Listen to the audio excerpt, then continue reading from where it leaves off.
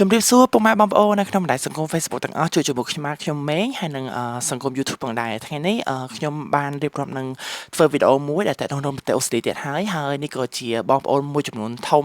ដែលក៏ចង់ដឹងផងដែរគឺខ្ញុំនឹងធ្វើវីសាដែលនិយាយពីបញ្ហាឬក៏ការរត់ការក្នុងការដៃគូបងប្អូនគេហៅថា partner visa តើ partner visa ក្នុងប្រទេសអូស្ត្រាលីមានប្រមាណប្រភេទ partner visa ក្នុងប្រទេសអូស្ត្រាលីមានច្រើនប្រភេទមែនទែនបងប្អូនអញ្ចឹងខ្ញុំលើកតាគេហៅថាពីរប្រភេទហើយក្នុងពីរប្រភេទនេះមានសັບខ្លះចំនួន2អញ្ចឹងទី1គឺសັບខ្លះលេខ309ហើយនឹង100ហើយនឹងមួយទៀតសັបខ្លះលេខ820និង100ចំពោះ309ហើយនឹង100តើហើយនឹង820តើវាខុសគ្នាបែបម៉េចទៅចំពោះ309គឺជាគេហៅថាសັບខ្លះចំពោះបងប្អូនដែលមានសញ្ជាតិរបស់ប្រទេសអូស្ត្រាលីហើយចុះទៅរៀបការគេហៅថា abroad គេហៅថា international បងប្អូនដូចជារៀបការនៅប្រទេសស្រុកខ្មែរហើយបន្ទាប់មកយើងចុះទៅធានាប្រពន្ធឬក៏ធានាប្តីធានាអីក៏ដោយពីប្រទេសស្រុកខ្មែរមកប្រទេសអូស្ត្រាលីហ្នឹងគឺយើងទទួលបានស្ថានភាព309បន្ទាប់ពីយើងធ្វើការនៅក្នុងប្រទេសអូស្ត្រាលីរយៈពេល2ឆ្នាំហើយទៅយើងបន្ត apply គេហៅថា PR permanent resident របស់ប្រទេសអូស្ត្រាលីហ្នឹងបងប្អូនគឺលេខសັບខ្លះ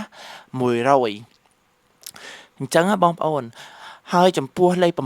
820គឺគេហៅថាដូចជាបងប្រុសបងស្រីចុះទៅការប្រពន្ធឬក៏ទៅភ្ជាប់ពាក្យលក្ខណៈគេហៅរត់ការ visa ភ្ជាប់ពាក្យហ្នឹងគឺយើងទទួលបានស្ថានភាពគេហៅថាលេខសັບខ្លះ300ជាងនឹងដូច300ប្រហែលអាហ្នឹងខ្ញុំអត់បានដឹងច្បាស់ដែរហើយបន្ទាប់មកយើងមកដល់អូស្ត្រាលីភ្លាម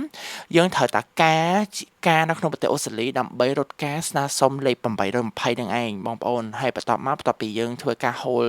820នឹងរយៈពេល2ឆ្នាំហើយទៅយើងអាចស្នើសុំលេខ801ដែលគេហៅថា permanent resident ដូចគ្នាតើបងប្អូនគិតយ៉ាងណាដែររវាង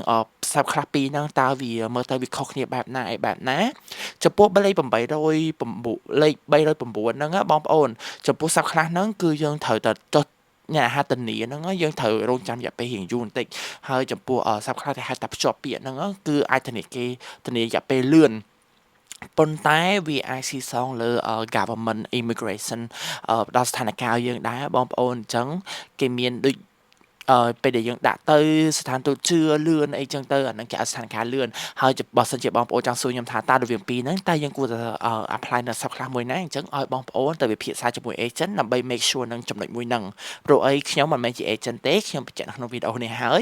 កុំឲ្យបងប្អូនសួរនាំទៀតតែខ្ញុំនឹងនិយាយអ្វីដែលខ្ញុំដឹងហើយនឹងអ្វីដែលខ្ញុំបានស្រាវជ្រាវនៅក្នុងប្រទេសអូស្ត្រាលីអញ្ចឹងសង្ឃឹមថាជួបជាមួយខ្ញុំបាទនៅវីដេអូក្រោយៗទៀតបើសិនជាមានចម្ងល់អីតែទៅនៅប្រទេសអូស្ត្រាលីខ្ញុំនឹងធ្វើវីដេអូរាយរាប់ឲ្យប្រាប់ឲ្យបងប្អូនបានដឹងអូខេបាយបាយ